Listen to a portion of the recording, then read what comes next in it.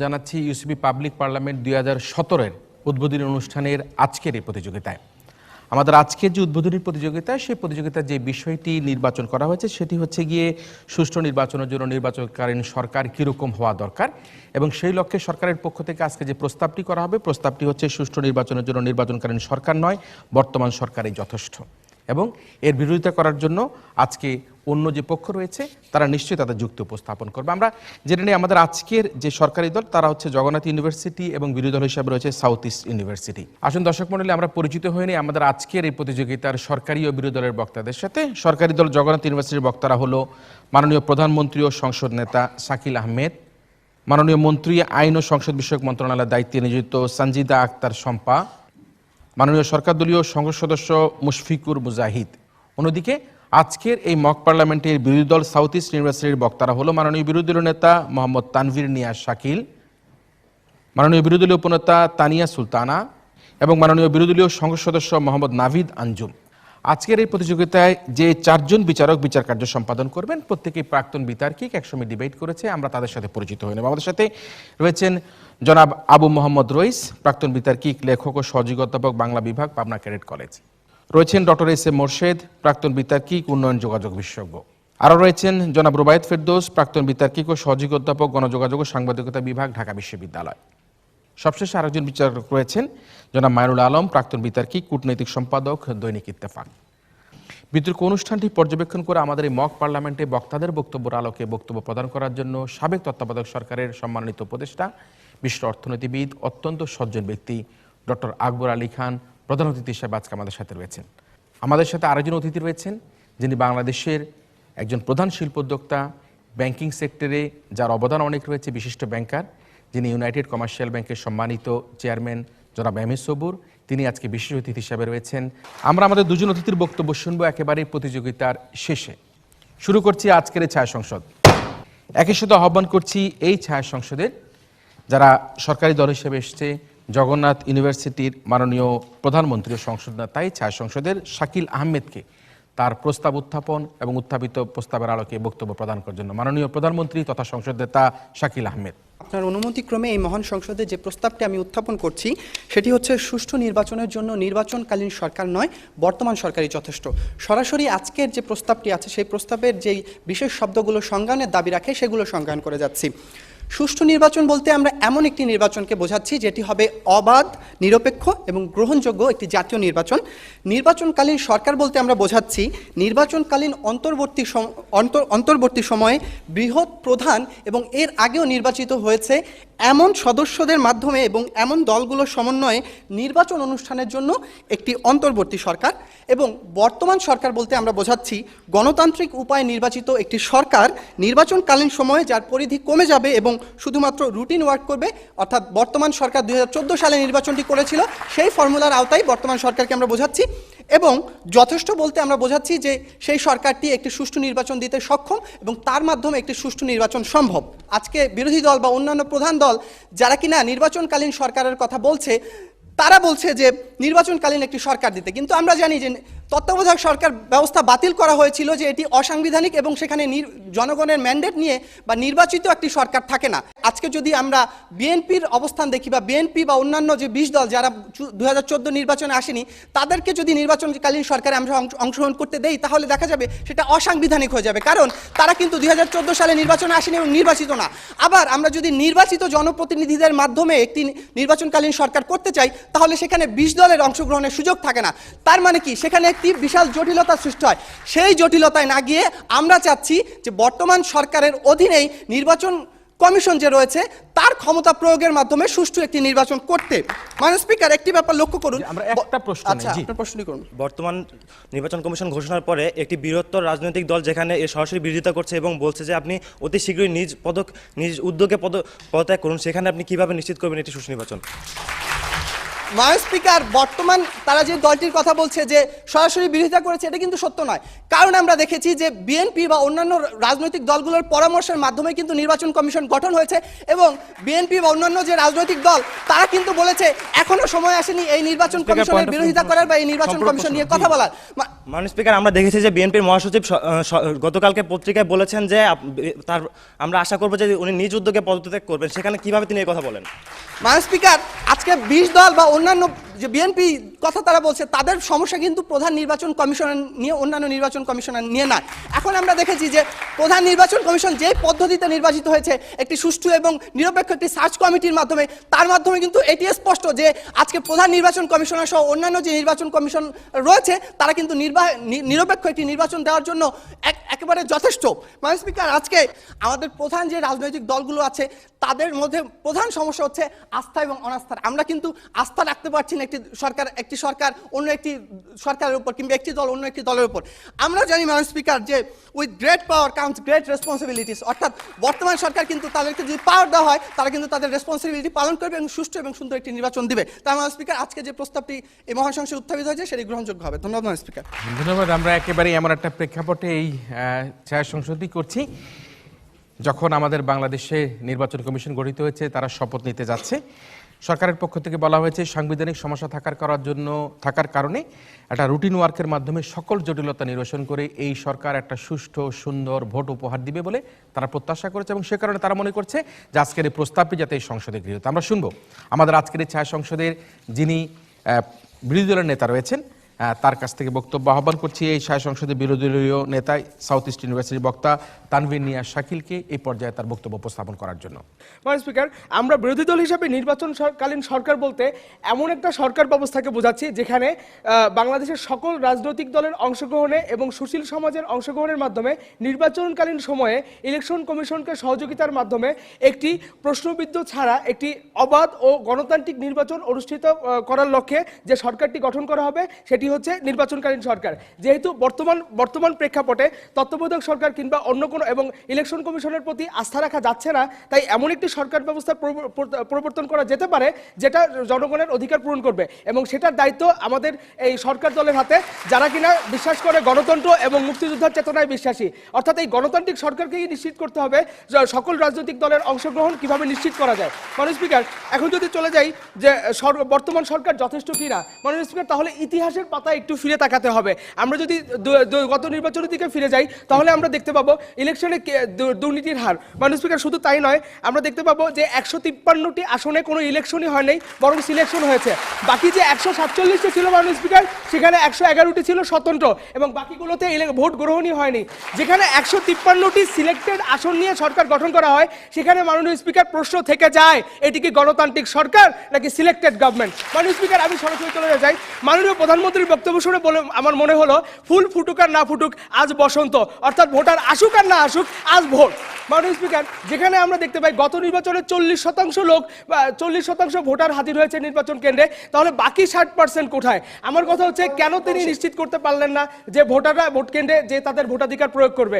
মাননীয় স্পিকার, আমি শেষে তার বোঝাই আস্থা এবং প্রশ্নবিদ্ধতার কথা মাননীয় প্রধানমন্ত্রী বলে গেলেন গণতান্ত্রিক তত্ত্বাবধায়ক সরকারের যে কথা বলে আমি উল্লেখ করে গিয়েছি ম্যাম মাননীয় স্পিকার। তাছাড়া তিনি বলেছেন তাদের সমস্যা হচ্ছে বিরোধী দলের বিএনপির কথা উল্লেখ করে তিনি বলেছেন তাদের সমস্যা হচ্ছে নির্বাচন কমিশনারকে নিয়ে। কিন্তু কেন এই নির্বাচন কমিশনারকে নিয়ে সমস্যা, এটি হচ্ছে দেখবার বিষয়। মাননীয় স্পিকার, যেখানে সমস্যাটা নির্বাচন কমিশনারকে নিয়ে, সেখানে এত বড় একটি রাজনৈতিক দল কি করে আগামী নির্বাচনে অংশগ্রহণ করবে? একটা প্রশ্ন নাই, জি প্রশ্নটি আপনার মধ্যে প্রশ্নটি হচ্ছে এটি যে বিগত তত্ত্বাবধায়ক সরকার আমাদের সাধারণ মতামত এটি নিরপেক্ষ সরকার, তো সেই নিরপেক্ষ সরকারের অধীনে সবগুলো পরাজিত দল সেই নির্বাচনকে প্রত্যাখ্যান করছে, তাহলে ওই একটি নিরপেক্ষ সরকারের মধ্যে প্রত্যেকটি দল যেহেতু প্রত্যাখ্যান করলো সেটিকে তিনি কিভাবে দেখবেন? আমি তার পরিস্থিতি পরিষ্কার, আমার মনে হচ্ছে আমার বক্তব্যের সাথে এটি সম্পর্কিত না। আমি আমার অবস্থানটি ব্যাখ্যা করে যাচ্ছি মাননীয় স্পিকার। আমাদের আজকের বিতর্কে আমাদের অবস্থান থেকে আমরা ব্যাখ্যা করতে চাচ্ছি নির্বাচনকালীন সরকার কেন প্রয়োজন। মাননীয় স্পিকার, এখন আমরা এমন একটি সংকটময় মুহূর্তে দাঁড়িয়ে আছি যখন আমাদের দেশের বড় রাজনৈতিক দলগুলো নির্বাচনে যেতে চাচ্ছে না। কেন চাচ্ছে না? কারণ সরকারের এখানে সহযোগিতার অভাব দেখা দিয়েছে এবং নির্বাচন কমিশনের প্রতি তারা আস্থা রাখতে পারছে না। আমরা এমন একজন নির্বাচন কমিশনারকে পেয়েছি যিনি কিনা 2004 সালে বিএনপি কর্তৃক বরখাস্ত হয়েছিলেন এবং আবার 2009 সালে আওয়ামী লীগ কর্তৃক আবার সরকারি পদে নিয়োগও পেয়েছিলেন। এমন একজন সরকারের নিয়োগপ্রাপ্ত, এক সরকারের বরখাস্ত আর এক সরকারের নিয়োগপ্রাপ্ত একজন ইলেকশন কমিশনের উপরে যখন অন্য রাজনৈতিক দলগুলো বিশ্বাস স্থাপন করতে পারছে না, তখন আপনি কি করে একটি গণতান্ত্রিক নির্বাচন প্রতিষ্ঠা করবেন? এখানে গণতান্ত্রিক দল বলতে প্রধানমন্ত্রীর কথা শুনে মনে হলো তিনি অন্য রাজনৈতিক রাজনৈতিক দলকে বাদই দিয়ে দিয়েছেন। মাননীয় স্পিকার, আজকের দৈনিক ইত্তেফাক এবং প্রথম আলোর পত্রিকা যদি আমরা দেখতে পাই, এখানে সুস্পষ্ট বিএনপি না মানলেও এই ইসির অধীনেই নির্বাচন হবে। যখন প্রধানমন্ত্রী আইনমন্ত্রীর এমন কথা বক্তব্য মিডিয়াতে চলে আসে, তখন কি করে মাননীয় স্পিকার একটি সুষ্ঠু নির্বাচন আমরা আশা করতে পারি? তাই মাননীয় স্পিকার, আজকের এই সংসদে প্রধানমন্ত্রী কর্তৃক উত্থাপিত বিষয়টি কোনোভাবেই গ্রহণের যোগ্যতা রাখে না। তাই মাননীয় স্পিকার, সুষ্ঠু নির্বাচনের জন্য নির্বাচনকালীন সরকার নয়, বর্তমান সরকারই যথেষ্ট। প্রস্তাব জানিয়ে অবশ্যই পাশ করা না হয়, আমি আকুল আবেদন জানিয়ে আমার বক্তব্য শেষ করছি। ধন্যবাদ মাননীয় স্পিকার, ধন্যবাদ সবাইকে।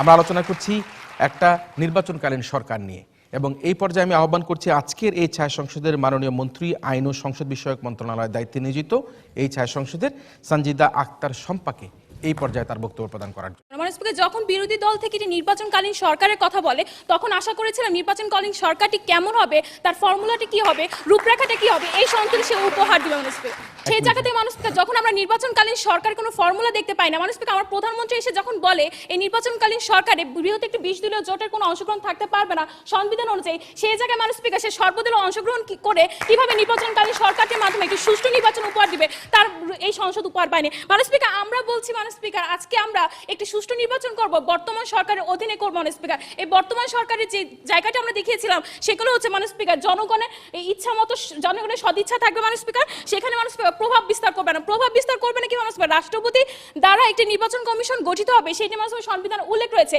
সেই জায়গায় মাননীয় স্পিকার দেখুন, আমরা প্রত্যেকটি অনেক বৃহৎ কয়েকটি দলের, বিএনপির যেমন একজন নির্বাচন কমিশনকে দেখেছি, আওয়ামী লীগের যেমন একটা নির্বাচন কমিশন দিয়েছে, এবং অন্যান্য দলের নির্বাচন কমিশন দেখেছি। এখন মাননীয় স্পিকার, আজকে যখন মাননীয় স্পিকার, আমি আমার বক্তব্যে সুস্পষ্টভাবে বলে গিয়েছি, নির্বাচনকালীন সরকার বলতে এমন সরকার বোঝাবে যারা সকল রাজনৈতিক দল এবং সুশীল সমাজের অংশগ্রহণের মাধ্যমে নির্বাচনকে সফল করার জন্য একটি দল গঠন করবেন, এবং এও বলে গিয়েছি কারা তা গঠন করবে, অর্থাৎ সরকার সংখ্যাগরিষ্ঠ আছে তারা এটা গঠন করবে। রূপরেখা দিয়েছিলেন। মাননীয় স্পিকার, যখন সংবিধানে উল্লেখ থাকে না নির্বাচিত সরকার বাদে অন্য কোনো সরকার এই নির্বাচনকালীন সরকারে অন্তর্ভুক্ত হবে না, তখন মাননীয় স্পিকার আজকে বর্তমান সরকারকে টেনে, বর্তমান সরকারের সদিচ্ছার মাধ্যমে সে আজকে নির্বাচনকালীন সরকারটিকে উপহার দিতে যাচ্ছেন। সেই জায়গায় বলছে বর্তমান সরকারই পারছে মাননীয় স্পিকার এই সুষ্ঠু নির্বাচনটি উপহার দিতে। আপনি কি বলতে চাচ্ছেন যে আপনাদের সদিচ্ছা নেই এই ওইটা গঠন করার? মাননীয় স্পিকার, সদিচ্ছা আছে বলে মাননীয় স্পিকার আজকে বিএনপি, আজকে রাষ্ট্রপতির মাধ্যমে সার্চ কমিটিতে বিএনপিকে অন্তর্ভুক্ত করা হয়েছে। মাননীয় স্পিকার, সেই জায়গায় দেখুন মাননীয় স্পিকার, যেখানে ছিলাম প্রভাব বিস্তার করতে পারবে না, আজকে সার্চ কমিটি যে নির্বাচন কমিশনগুলো রয়েছে মাননীয় স্পিকার, প্রধান নির্বাচন কমিশন যদি দলীয় সরকার দ্বারা মাননীয় স্পিকার প্রভাবিত হয়, সেই জায়গায় মাননীয় স্পিকার অন্যান্য দলের কথা বলার সুযোগটি রয়েছে মাননীয় স্পিকার। সেই জায়গায় মাননীয় স্পিকার দেখুন প্রভাব বিস্তার করতে পারবেন সরকারি সদিচ্ছাটি। দেখুন আজকে জনগণ না চাইলে মাননীয় স্পিকার আজকে এই সরকার কোনো অন্য কর্মকাণ্ড করতে পারে না। উদাহরণস্বরূপ মাননীয় স্পিকার, আজকে এমপি লিটনের কথা বলতে পারি, আজকে আমরা মাননীয় স্পিকার মেয়র হালিমুল হক হিমুর কথা বলতে পারি। আজকে আওয়ামী লীগ হওয়া সত্ত্বেও মাননীয় স্পিকার তাদেরকে যখন একটি শাস্তি প্রদান করা হচ্ছে, আওয়ামী লীগ সরকার থেকে যখন 0 টলারেন্স থাকছে বর্তমান সরকার থেকে, তখনই বলছে মাননীয় স্পিকার বর্তমান সরকার একটি সুষ্ঠু নির্বাচন উপহার দিবে। এখন কথা হচ্ছে মাননীয় স্পিকার, সুষ্ঠু নির্বাচনটি কিভাবে হবে মাননীয় স্পিকার? সুষ্ঠু নির্বাচনটি হবে সকল দলে জনগণের প্রতিনিধির একটি নির্বাচিত সরকার, যেখানে মাননীয় স্পিকার প্রত্যেকটি মানুষ ভোট প্রদানের অধিকার থাকবে। আজকে বাংলাদেশ, আজকের বর্তমান সরকার প্রত্যেকটি মানুষকে এই ভোট প্রদানের অধিকারটি দিয়েছে। এবং নমস্কার, প্রধানমন্ত্রীর বক্তব্য যদি আমরা লক্ষ্য করি, সেখানে দেখা যাচ্ছে সে সংসদ সদস্যকে যখন বলে আপনারা আজকে ভোটার প্রচারণা চালান, যদি আপনাদেরকে জনগণ মেনে না নেয়, সেখানে আমার স্পিকার আজকে আইনের মাধ্যমে তাদেরকে আজকে নির্বাচনের সুযোগ দেওয়া হবে না। সেই জায়গায় বলছে আমার স্পিকার আজকে জনগণের ইচ্ছাকে প্রাধান্য দিয়ে আজকে বর্তমান সরকার সুষ্ঠু নির্বাচনের পথে হাঁটছে। এবং নমস্কার, সবচেয়ে অন্তর্ভুক্ত ছিল নির্বাচন কমিশনের স্বচ্ছতা। মাননীয় স্পিকার, এই নির্বাচন কমিশনের স্বচ্ছতার জায়গাটি 118(4) অনুচ্ছেদ এবং 126 অনুচ্ছেদে যদি দেখে মাননীয় স্পিকার, নির্বাচন কমিশন দায়িত্ব পালন ক্ষেত্রে স্বাধীন থাকিবেন, কেবল এই সংবিধান এই আইনের অধীন হইবেন। এবং মাননীয় স্পিকার 126 নম্বর অনুচ্ছেদে যখন বলা হয় নির্বাচন কমিশন দায়িত্ব পালনে সহায়তা করা সকল নির্বাহী কর্তৃপক্ষের কর্তব্য হইবে, সেই জায়গায় মানুষকে বলছি আজকে যখন বর্তমান সরকার সহ মানুষের নির্ভর কর্মকর্তারা আজকে নির্বাচন কমিশনকে সহায়তা প্রদান করতে পারছে, আর্থিক সহায়তা প্রদান করতে পারছে, সেই জায়গায় নির্বাচন কমিশনের স্বচ্ছতার জায়গাটি আছে। আমরা একটা প্রশ্ন, শেষ প্রশ্ন আপনি করুন। মাননীয় মন্ত্রী, গতবারের নির্বাচনও কিন্তু সরকার নিয়ন্ত্রিত নির্বাচন ছিল, গতবারের নির্বাচনটি কি সুষ্ঠু ছিল? একটু উত্তর দিয়ে যাবেন। মাননীয় স্পিকার, গত 2014 সালে যে নির্বাচনটি সেটি সংবিধান অনুযায়ী হয়েছে। নির্বাচন কমিশনের জায়গাটি ছিল মাননীয় স্পিকার স্বচ্ছতার জায়গাটি, এবং নির্বাচন কমিশনের মাধ্যমে একটু সুষ্ঠু নির্বাচন আমরা পেয়েছি। এখন মাননীয় স্পিকার কথা হচ্ছে তারা যদি বলে আজকে তারা সম্পর্ক করছেন, যখন বিরোধী দলকে ভোট কেন্দ্রে আসতেই দেওয়া হয়নি এবং তাদেরকে দাঁড়াতেও দেওয়া হয়নি ভোটে, তাদের ভোটের উপর, তখন আপনি কি করে বলেন এটি একটি সাংবিধানিক নির্বাচন? মাননীয় স্পিকার, বিরোধী দলকে আজকে ভোট কেন্দ্রে আসতে দেওয়া হয় না অথবা ভোট প্রদানের ক্ষমতা দেওয়া হয় না, মানুষকে সম্পূর্ণ ভ্রান্ত ধারণা। মাননীয় স্পিকার, আজকে বিরোধী দল আজকে সেই ভোটটি মানুষ ঠেকাতে চেয়েছিল, আজকে তারা নিজে স্বেচ্ছায় আজকে ভোট থেকে নির্বাচন থেকে সরে দাঁড়িয়েছিল। সেইটা মাননীয় স্পিকার সংবিধানের মাধ্যমে যায় না। মাননীয় স্পিকার, আজকে সংবিধানে যেভাবে আছে, আজকে যে আইনটি প্রয়োগ করা হয়েছে সেই আইনের মাধ্যমে বর্তমান সরকার হাঁটবে। সেই আইনে মাননীয় স্পিকার বলেছিল great power comes with great responsibility. মাননীয় স্পিকার, আজকে যেহেতু নির্বাচন কমিশনের সর্বোচ্চ পাওয়ার দেওয়া হয়েছে মাননীয় স্পিকার, সেই জায়গা থেকে এই নির্বাচন কমিশন বর্তমান সরকারের অধীনে থেকে মাননীয় স্পিকার একটি সুষ্ঠু নির্বাচন উপহার দিবে। সেই জায়গা থেকে বলছি সুষ্ঠু নির্বাচনের মাধ্যমে মাননীয় স্পিকার আজকে সুষ্ঠু নির্বাচনটি বর্তমান সরকারের মাধ্যমে আসবে। মাননীয় স্পিকার, একটা নারায়ণগঞ্জের সিটি কর্পোরেশন নির্বাচন যদি দেখি, সেটি মাননীয় স্পিকার জাতীয় নির্বাচনের জন্য একটি মডেল হিসেবে দাঁড় করতে পারি মাননীয় স্পিকার, যেখানে আমরা সেলিনা হায়াতকে পেয়েছি, আইবিকে পেয়েছি, যার মাধ্যমে আজকে সুষ্ঠু নির্বাচনটা আমরা উপহার পেয়েছি এবং জাতীয় 2019 সালে নির্বাচনটি উপহার পাবো। তাই মাননীয় স্পিকার আজকে এই প্রস্তাবটি গ্রহণযোগ্যতা দাবি রাখে। ধন্যবাদ। হ্যাঁ, একেবারেই যে কথাগুলো বললো সেটা হচ্ছে যে নারায়ণগঞ্জের নির্বাচনের মধ্যে দিয়ে যে নির্বাচন উপহার দিয়ে গিয়েছে এবং পরবর্তী প্রত্যেকটি নির্বাচন সেরকম হবে দাবি রেখে মাননীয় আইনমন্ত্রী তার বক্তব্য উপস্থাপন করলেন। আমরা শুনবো আমাদের আজকের এই ছায়া সংসদের মাননীয় বিরোধী উপনেতা তানিয়া সুলতানার কাছ থেকে এই পর্যায়ে তার বক্তব্য। গণতান্ত্রিক একটি দেশের জাতীয় নির্বাচনের পরের দিন সকালে যখন দৈনিক পত্রিকার শিরোনামে দেখতে হয় জাল ভোট আর কলঙ্কিত গণতন্ত্র, সেই প্রেক্ষাপটে দাঁড়িয়ে সুষ্ঠু নির্বাচনের জন্য নির্বাচনকালীন সরকার নয়, বর্তমান সরকারই যথেষ্ট। এই প্রস্তাবের প্রতি অনাস্থা জ্ঞাপন করে আমি আবার বক্তব্য শুরু করছি। মাননীয় স্পিকার, আমরা সবাই জানি যে গণতন্ত্রের মূল মন্ত্র হচ্ছে জনগণের অবাধ অংশগ্রহণে ভোটাধিকার প্রয়োগ, অর্থাৎ নির্বাচন। আর সেই নির্বাচন পরিচালনা করে নির্বাচন প্রতিষ্ঠানই যখন থাকে কলুষিত, নির্বাচন কমিশনই যখন থাকে বিতর্কিত, জনগণ যখন নির্বাচন কমিশনকে সরকারের হাতের পুতুল হিসেবে আখ্যায়িত করে, তখন সুষ্ঠু নির্বাচন আমাবস্যার চাঁদ। আর এর কারণ হিসেবে প্রথমে বলা যাক নির্বাচন কমিশনের গঠন প্রক্রিয়া সম্পর্কে। মাননীয় স্পিকার, সিলেকশনের মাধ্যমে গঠিত আমাদের নির্বাচন কমিশন জনগণের আস্থা অর্জন করতে পারেনি আজও। সম্প্রতি গঠিত নির্বাচন কমিশনকে নিয়ে বিতর্ক শুরু হয়েছে সেই প্রথম দিন থেকেই। আর দ্বিতীয়ত, আমাদের নির্বাচন কমিশন সম্পূর্ণভাবে নির্বাহী কমিশনের উপর নির্ভরশীল, যার রাজনৈতিক দল দ্বারা প্রভাবিত হয়ে আসছে বারবার। এমন একটি বিতর্কিত নির্বাচন কমিশন দিয়ে কিভাবে আপনারা জনগণের আস্থা অর্জন করবেন আর কিভাবে একটু সুষ্ঠু নির্বাচন উপহার দিবেন, তা আমাদের বোধগম্য নয়। মাননীয় স্পিকার, একটা প্রশ্ন নেই। জি প্রশ্ন। যে এই সরকার এর আগেও এক মেয়াদে নির্বাচিত ছিল, এই মেয়াদে পরপর 2 মেয়াদে নির্বাচিত। এখন তারা যদি তৃতীয় মেয়াদে আবার নির্বাচিত হওয়ার জন্য যদি পূর্ব পরিকল্পিতভাবে কিছু করে, সেটা কি জনগণ মেনে নেবে কিনা? অবশ্যই মেনে নেবে, যদি পূর্বপরিকল্পিতভাবে সুষ্ঠু নির্বাচন হয়। আমি তারই রূপরেখা দেখে যাবো মাননীয় স্পিকার। যদি সুষ্ঠু হয় অবশ্যই জনগণ মেনে নেবে। মাননীয় স্পিকার, গত 6 জানুয়ারি 2014 প্রথম আলোর প্রতিবেদনে ছবি সহ ছাপা হয়েছে ফাঁকা ভোট কেন্দ্রে জাল ভোট দিচ্ছেন সরকারি কর্মীরা। কোথায় ছিল আপনাদের নির্বাচন কমিশন? কোথায় ছিল সুষ্ঠু নির্বাচন? মাননীয় প্রধানমন্ত্রী, মাননীয় স্পিকার, 39.81% ভোটের ফলাফলে সরকার আমাদের প্রধানমন্ত্রী, আর তারও আবার অধিকাংশই দ্বারা দিয়েছেন রাত 12টা থেকে 8টার মধ্যে, যা সারা বাংলার বিশ্ব এবং বাংলার জনগণও জানে। লক্ষ্য করুন মাননীয় স্পিকার, স্বপ্নের ডিজিটাল বাংলাদেশের ভোট গ্রহণের সময়ও বদলে গেছে, শুধু জানে না বাংলার জনগণ। হায়রে আমার গণতন্ত্র।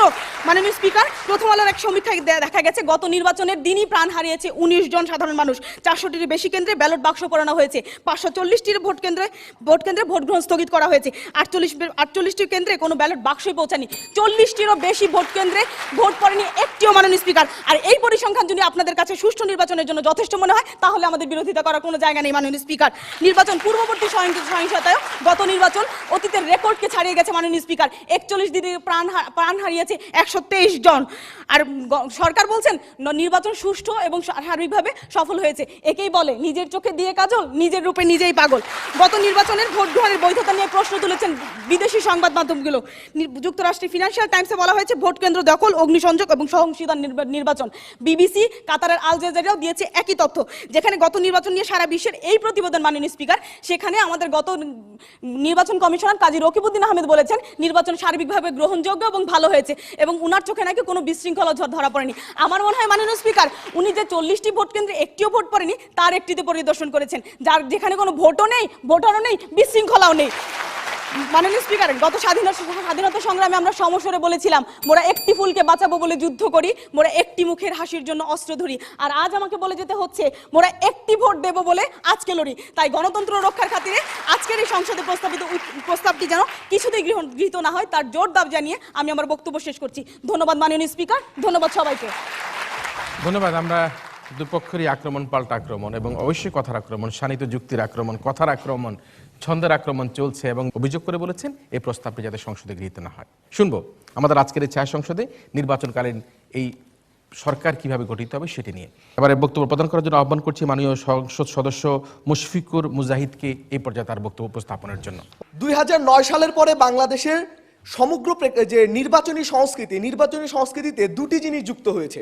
একটি হচ্ছে ছবিসহ ভোটার তালিকা, আর দ্বিতীয়টি হচ্ছে বাংলাদেশ এখন 25টির বেশি গণমাধ্যম ক্রিয়াশীল। প্রশ্নটি হচ্ছে এই 25টি ক্রিয়াশীল গণমাধ্যম এবং এই ছবিসহ ভোটার তালিকাকে কাজে লাগিয়ে বিএনপি বিগত সময়ে 5টি সিটি কর্পোরেশনের নির্বাচনে জয়লাভ করেছে। আবার কিন্তু জাতীয় নির্বাচনের প্রশ্নে বিএনপি নিজেকে সরিয়ে নিয়েছে। অর্থাৎ এই পরিপ্রেক্ষিতে বিএনপি যখন এই নির্বাচনগুলোতে আসছে তখন তার জনসমর্থন নিয়ে নির্বাচিত হচ্ছে, কিন্তু যখনই সেখান থেকে সরে আসছে তখন থেকে তারা প্রত্যাখ্যাত হচ্ছে। এটি হচ্ছে বাস্তবতা মানুষ। আর সেই জায়গাতে দাঁড়িয়ে আজকে আমরা বলতে চাচ্ছি যে কিভাবে নির্বাচন কমিশনকে সক্রিয় করার মাধ্যমে একটি অবাধ, সুষ্ঠু ও নিরপেক্ষ নির্বাচন করা সম্ভব। মানুষকে লক্ষ্য করুন, তারা যে কথাটি বলেছে যে সুশীল সমাজ এবং সব দলের সমন্বয়ে একটি সরকার, প্রথম কথা হচ্ছে রক্ত অর্জিত সংবিধান, 30 লক্ষ শহীদের রক্ত অর্জিত সংবিধান, সেই সংবিধান কখনো বাংলাদেশের জনগণের নির্বাচিত প্রতিনিধিদের ছাড়া অন্য কেউ 1 মিনিটের জন্য শাসন করতে পারে না। তাহলে শুধুমাত্র এই একটি যুক্তির কারণে তাদের আজকের সংসদের যে তারা ব্যাখ্যা করছে সেটি সম্পূর্ণরূপে থাকে না সংসদে।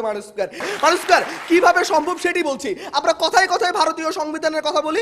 ভারতীয় সংবিধানের 324 অনুচ্ছেদে রয়েছে, সেই অনুচ্ছেদে যেরকম রয়েছে নির্বাচনকালীন নির্বাহী বিভাগ নির্বাচন কমিশন অধীনস্থ থাকবে, তাদেরকে সহায়তা করবে, ঠিক একই রকম অনুরূপ অনুচ্ছেদ বাংলাদেশের 126 অনুচ্ছেদে রয়েছে। সেই অনুচ্ছেদ বলছে যে যদি নির্বাহী বিভাগ নির্বাচন কমিশনকে সহায়তা করে তবে নির্বাচন সম্পূর্ণরূপে সুষ্ঠু হতে বাধ্য। মানুষকার লক্ষ্য করুন, এই আওতায় 72 যে গণপ্রতিনিধিত্ব অধ্যাদেশ রয়েছে, তারা 73 এবং 72 নম্বরে যে ধারা রয়েছে সেটিতে নির্বাচনকালীন অপরাধকে দুর্নীতিমূলক অপরাধ বলা হয়েছে। 74 ধারায় সেগুলোকে অপরাধের কথা বলা হয়েছে, শাস্তির কথা বলা হয়েছে। আপনি বলেন যে নির্বাহী বিভাগ সহযোগিতা করবে ইলেকশন কমিশনকে ইন্ডিয়ার সংবিধান অনুযায়ী। বাংলাদেশের নির্বাহী বিভাগ কি সহযোগিতা করেছিল গত নির্বাচনে ইলেকশন কমিশনকে? আমরা এই বিষয়টি ব্যাখ্যা করছি, এই বিষয়টিতে সংকট রয়েছে, সেই কারণেই আজকে আমরা এই বিতর্কে অবতীর্ণ হয়েছি। মানুষকার আমি গতবার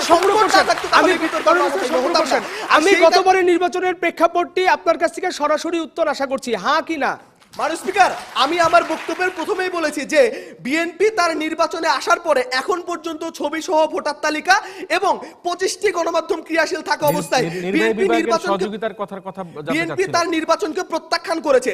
যদি বিএনপি নির্বাচনে আসে তাহলে এই সবগুলো বিষয়কে পাশ কাটিয়ে সরকারের পক্ষে কারচুপি করা মুশকিল। মানুষকার আর তার সাথে যোগ হয়েছে মানুষকার এখন পর্যন্ত বিএনপি নির্বাচন কমিশনকে, নতুন নির্বাচন কমিশনে তাদের একজন কমিশনার পেয়েছে। আর তারা যে বলছে বর্তমান প্রধান নির্বাচন কমিশনকে বিএনপি সরাসরি প্রত্যাখ্যান করেছে, এটি সর্বৈব মিথ্যা কথা। মানুষকার বিএনপি এখন পর্যন্ত সিইসি কে সরাসরি ভাবে তারা প্রত্যাখ্যান করেনি। মানুষকার আমি আবার যে কথাটি বলছিলাম, তাহলে এই পুরো বিষয়টিতে দাঁড়াচ্ছে যে যদি গণপ্রতিনিধিত্ব অধ্যাদেশের সবগুলো ধারাকে কার্যকর করা যায় তবে নির্বাচন কমিশন সম্পূর্ণরূপে একটি স্বচ্ছ, অবাধ, নিরপেক্ষ নির্বাচন উপহার দিতে সক্ষম। মানুষকার কি কারণে বলছি? মানুষকার এই 25টি গণমাধ্যমকে পাশ কাটিয়ে কারচুপি করার ক্ষেত্রে সরকারকে অন্তত কয়েকবার চিন্তা করতে হবে। আর তার সাথে যদি যুক্ত হয় এই সক্রিয় নির্বাচন কমিশন, তারা যদি অপেক্ষাকৃত কম শক্তিশালীও থাকে, অর্থাৎ এই গণমাধ্যম এবং ছবি সহ ভোটার তালিকা নির্বাচনের মূল দুটি অস্ত্র, যেটি জনগণের যে দৃষ্টি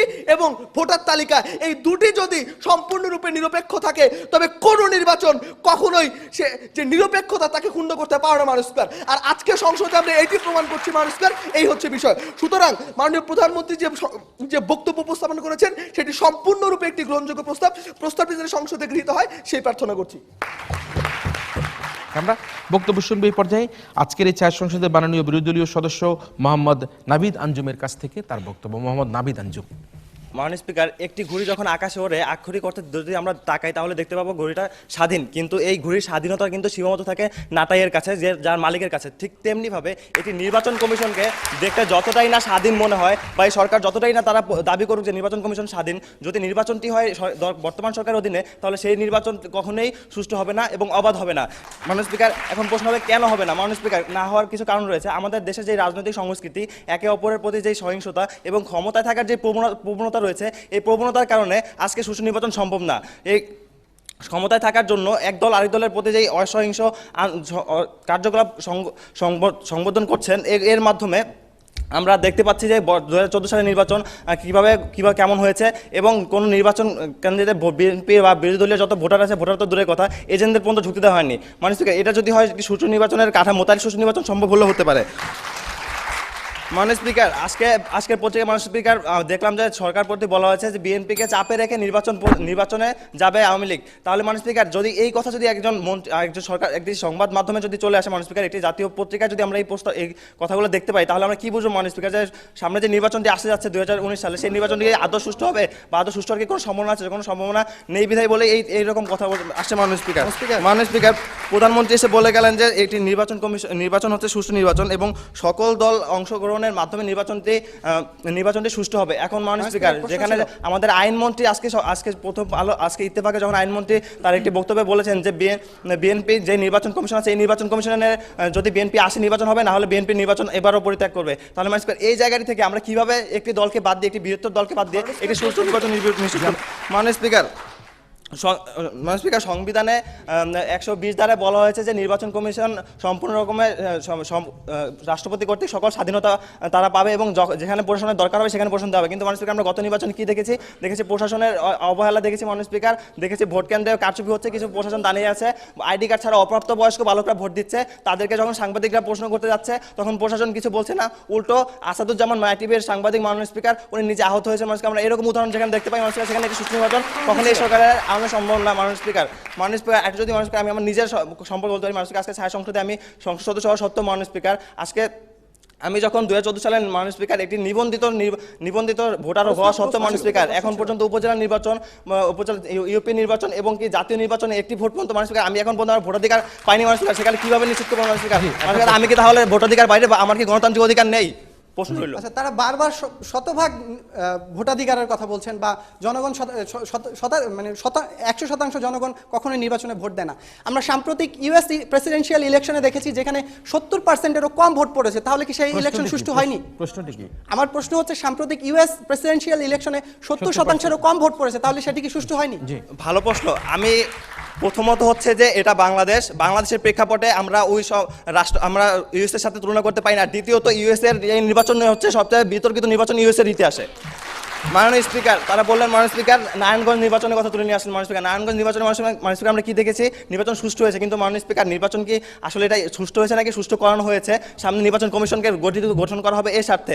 মাননীয় স্পিকার, গঠন যদি সুষ্ঠু না হতো মাননীয় স্পিকার, তাহলে মাননীয় স্পিকার আইবির রহমান তার জনপ্রিয়তার মাধ্যমে নির্বাচিত হতো। আর যদি সুষ্ঠু হতো তাহলে মাননীয় স্পিকার কি হয়েছে? আমরা দেখছি আইবির রহমান নিজেই হয়েছে। মাননীয় স্পিকার, তিনি যখন স্বতন্ত্রভাবে আগের বার যখন নির্বাচন করেছেন তখনও কিন্তু তিনি হয়েছিলেন। মাননীয় প্রধানমন্ত্রীর এবং সরকার দলীয় বিভিন্ন সার্ভের মাধ্যমে যখন তারা দেখতে পারলেন যে আইবির রহমান জনপ্রিয়তা অনেক বেশি, তখন তারা নির্বাচন সুষ্ঠু করলেন। এবং কারণ একটাই, কারণ সামনে নির্বাচন কমিশন গঠন করা হবে, সার্চ কমিটি গঠন করা হবে, তখন যাতে তারা একটু বলতে পারে যেটি আমরা রোল মডেল হিসাবে দিব, এই রোল মডেল হিসাবে সামনে নির্বাচন হবে। মাননীয় স্পিকার, শুধুমাত্র এই একটি exception is not an example. মাননীয় স্পিকার, শুধুমাত্র একটি অঞ্চলের একটি এলাকার নির্বাচন দিয়ে আমরা পুরো সমগ্র দেশের নির্বাচনের কথা আমরা বলতে পারবো না মাননীয় স্পিকার। তাই মাননীয় স্পিকার, সুষ্ঠু নির্বাচনের জন্য অন্তর্বর্তীকালীন সরকার প্রয়োজন। এই সরকার যথেষ্ট নয়, এর বিরোধিতা করছে মাননীয় স্পিকার, এবং এই প্রস্তাবটি যেন গৃহীত না হয় তার জোর দাবি জানাচ্ছি। ধন্যবাদ মাননীয় স্পিকার, ধন্যবাদ সবাইকে।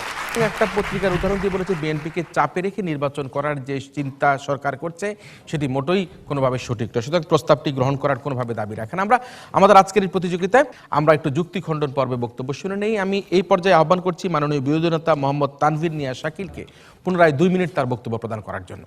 আমি প্রথমে একটু মাননীয় মন্ত্রীর কাছে ফিরে যেতে চাই। উনি বললেন সার্চ কমিটিতে বিএনপিকে অন্তর্ভুক্ত করবেন। কথাটা শুনে মনে হলো আমরা সবাই সমান, তবে তুমি খাবে আঁশ আর আমি খাবো মাছ। মাননীয় স্পিকার, আঁশ আর মাছ খাইয়ে সমতা আনা যায় না মাননীয় স্পিকার। মাননীয় স্পিকার, আরও একটি কোশ্চেন দিতে চাই।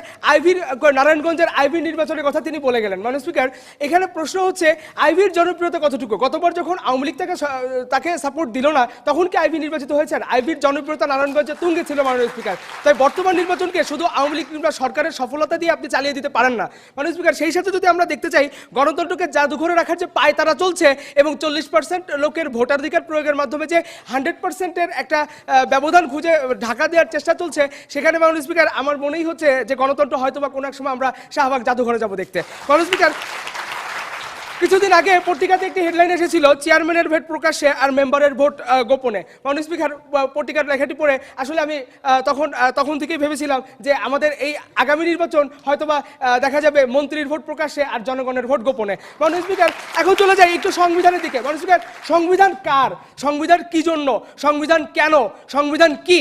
সংবিধান হচ্ছে আমাদের, সংবিধান আমাদের জন্য এবং আমাদের মঙ্গলের জন্য গণতন্ত্র প্রতিষ্ঠায় সংবিধান কাজে লাগবে। তাই মাননীয় স্পিকার, যদি প্রয়োজন হয় সরকারের সহযোগিতার মাধ্যমে একটি নির্বাচনকালীন সরকার, যেটি সকল রাজনৈতিক দলের অংশগ্রহণ হবে এবং সকল রাজনৈতিক দল যদি অংশগ্রহণ করে তাহলে নিশ্চয়ই সকল জনগণও ওখানে থাকবে, এটাই তো স্বাভাবিক।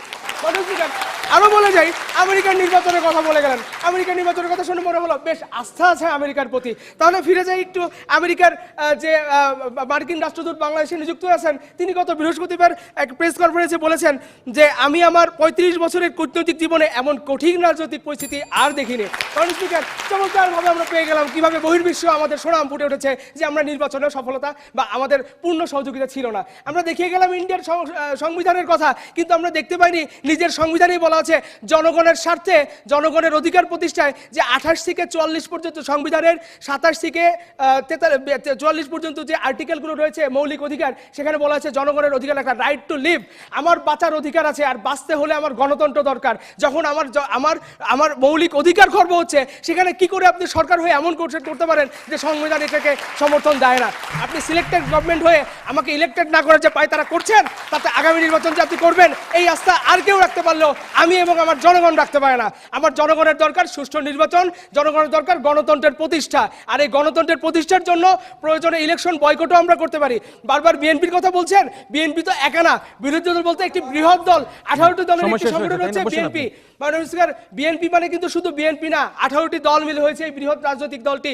এই জোটে যে বাকি দলটা আছে তাদের কথাও চিন্তা করতে হবে। মাননীয় স্পিকার, তারাও তো মানুষ, তারাও তো বাংলাদেশের জনগণ। শেষ করছেন। তাই মাননীয় স্পিকার, আজকেরই আমাদের সংসদে প্রস্তাবিত যে সুষ্ঠু নির্বাচনের জন্য নির্বাচনকারী সরকার নয়, বর্তমান সরকারই যথেষ্ট, এটি কোনোভাবেই প্রস্তাবনা। ধন্যবাদ আপনাকে। ধন্যবাদ স্পিকার, ধন্যবাদ সবাইকে। ধন্যবাদ আপনাকে। আমরা ফিরে আসি আমাদের আজকের সংসদের মাননীয় সংসদ নেতা তথা প্রধানমন্ত্রী শাকিল আহমেদকে ওয়াইন্ড আপ সেশনে পুনরায় তার বক্তব্য প্রদান করার জন্য। স্পিকার, তাদের সবার বক্তব্য যদি আমরা বিশ্লেষণ করি তাহলে তাদের বক্তব্যে দুইটি বিষয় ছিল। একটি ছিল 2014 নির্বাচন, আরেকটি ছিল ইলেকশন কমিশনকে বিএনপির বা অন্য 20 দলীয় জোটের না মেনে না। এখন কথা হচ্ছে আজকে সম্পূর্ণ বক্তব্যে 2014 নির্বাচনে এই কারচুপি হয়েছে, 2014 নির্বাচনে এই জাল ভোট হয়েছে ইত্যাদি কথা বললেন। এখন আমি বুঝতে পারছি না, যেই নির্বাচনে 20 দলীয় জোট অংশগ্রহণ করেনি সেই নির্বাচনে সরকারের এত জাল ভোট দিয়ে এত মারামারি করে লাভটা কোথায় ছিল সরকারের? সরকারের কিন্তু সেখানে কোনো জাল ভোটের দরকার ছিল না, সরকারের সেখানে কোনো মারামারির দরকার ছিল না, তাদের কেন্দ্র দখল করার দরকার ছিল না, কারণ 20 দলীয় জোট আসেনি। এবং আমরা জানি অনেক যে নির্বাচন কেন্দ্র বা অনেক যে আসন সেখানে কিন্তু আনকন্টেস্টেড ছিল, অর্থাৎ নির্বাচন ছাড়াই যে আওয়ামী লীগ বা অন্যান্য দল তারা কিন্তু জয়লাভ করেছে। তাহলে এত জাল ভোট, এত ফিরিস্তি যে করলো, জাল ভোটের ফিরিস্তি বা মারামারি হানাহানি, এগুলো কোথা থেকে আসলো? কথা হচ্ছে মাননীয় স্পিকার যে আজকে আমি যদি নির্বাচনে জয়লাভ করি তাহলে নির্বাচনটি সুষ্ঠু, আজকে যদি আমি নির্বাচনে জয়লাভ না করি তাহলে নির্বাচনটি সুষ্ঠু নয়। আমরা বাংলাদেশের প্রেক্ষাপটে, বাংলাদেশের রাজনৈতিক সংস্কৃতিতে আমরা বারবার দেখে এসেছি যে এর আগে তত্ত্বাবধায়ক সরকারের যে অধীনেও নির্বাচন হয়েছিল, সেই প্রত্যেকটি নির্বাচনে যখন নির্বাচন শেষ হয়, যেই দল হেরে যায় তারা বলে নির্বাচন সুষ্ঠু হয়নি, তারা বলে কেন্দ্র দখল করা হয়েছিল, তারা বলে জাল ভোট দেওয়া হয়েছিল। এগুলো মাননীয় স্পিকার কথার কথা। আজকে তারা 2014 কেন্দ্রিক যে কথা বললো নির্বাচনের কথা, তার প্রধান যে সমস্যাটি ছিল সেটি হচ্ছে বিএনপি নির্বাচনে অংশগ্রহণ করেনি বা 20 দলীয় জোট নির্বাচনে অংশগ্রহণ করেনি। এখন 2019-এর যে নির্বাচন হবে, বিএনপি আসুক, 20 দলীয় জোট আসুক, এটি হবে বাংলাদেশের ইতিহাসে সর্বশ্রেষ্ঠ এবং সবচেয়ে সুষ্ঠু নির্বাচন। কারণ বারবার বলেছি মাননীয় স্পিকার, তারা জনগণের যে ক্ষমতা সেটাতেই বিশ্বাস করে না। মাননীয় স্পিকার, আজকে এই বাংলাদেশের মানুষই রক্ত দিয়ে, এই বাংলাদেশের মানুষই আন্দোলন করে আজকে স্বাধীনতা এনেছিল। দুইবারের মতো সরকার কিন্তু নির্বাচিত হয়েছে, তৃতীয়বারের মতো জনগণকে ফাঁকি দিয়ে যদি তারা নির্বাচিত হতে চায় সেটা কিন্তু জনগণ মেনে নেবে না। তাকে প্রশ্ন করেছিলাম মাননীয় স্পিকার যে আজকে যদি সুষ্ঠু একটি নির্বাচন জনগণকে সেটি মেনে নিবে কিনা তৃতীয়বারের মতো নির্বাচিত হলে, সে কিন্তু বলেছিল মাননীয় স্পিকার যে আসলে যদি সুষ্ঠু হয় তাহলে মেনে নিবে। কথা আমাদের সেখানে মাননীয় স্পিকার, আজকে সরকারও সেটা বোঝে যে সুষ্ঠু একটি নির্বাচনই যখন তারা দিবে তখনই জনগণ মেনে নেবে। তাই তারাও সুষ্ঠু নির্বাচন চায়, বিএনপি আসুক, 20 দলীয় জোট আসুক, একটি সুষ্ঠু নির্বাচন বাংলাদেশে হবে এবং তার প্রক্রিয়ায় কিন্তু আমরা দেখতে পেরেছি। ধন্যবাদ মাননীয় স্পিকার, ধন্যবাদ সবাই। ধন্যবাদ আজকের ছায়া সংসদের মাননীয় সংসদ নেতা তথা প্রধানমন্ত্রীকে। তিনি আবারও তার বক্তব্য এবং তার যুক্তির পক্ষে তিনি নানা রকমভাবে বোঝানোর চেষ্টা করে গেলেন যে বাংলাদেশে একটা সুষ্ঠু নির্বাচনের যে প্রত্যাশা আজকে বিরোধী জোট থেকে করা হচ্ছে, সরকার সেটাই চাচ্ছে এবং বাংলাদেশের ইতিহাসে একটা গ্রহণযোগ্য সুষ্ঠু সুন্দর নির্বাচন আগামীতে এই সরকার উপহার দিবে বলে তিনি প্রত্যয় ব্যক্ত করেছেন। আমরা আজকের এই উদ্বোধনী প্রতিযোগিতার ফলাফলের দিকে যাচ্ছি। আমাদের আজকের যে প্রস্তাবটি ছিল সে প্রস্তাবটি হচ্ছে গিয়ে সুষ্ঠু নির্বাচনের জন্য নির্বাচনকালীন সরকার নয়, বর্তমান সরকারই যথেষ্ট। যারা এই প্রস্তাবের পক্ষে আছেন তারা হাঁ বলুন। প্রস্তাবের পক্ষ দল হাঁ বলুন। যারা প্রস্তাবের পক্ষে আছে হাঁ বলুন। আর যারা এই প্রস্তাবের বিপক্ষে আছে তারা না বলুন। প্রস্তাবের বিপক্ষ দল না বলুন। যারা প্রস্তাবের বিপক্ষে আছে তারা না বলুন। আমরা ফলাফল পেয়ে গিয়েছি। ইউসিবি পাবলিক পার্লামেন্ট বিতর্ক প্রতিযোগিতার ফলাফল। নির্বাচনকালীন সরকার কি হবে, সুষ্ঠু নির্বাচনের জন্য বর্তমান সরকার যথেষ্ট কিনা, এই প্রস্তাবটি এই সংসদে গৃহীত হয়নি।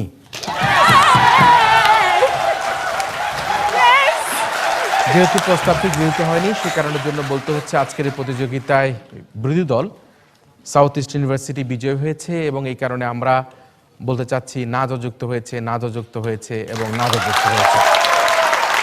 বিজয়ী দল সাউথ ইস্ট ইউনিভার্সিটিকে অভিনন্দন জানাই।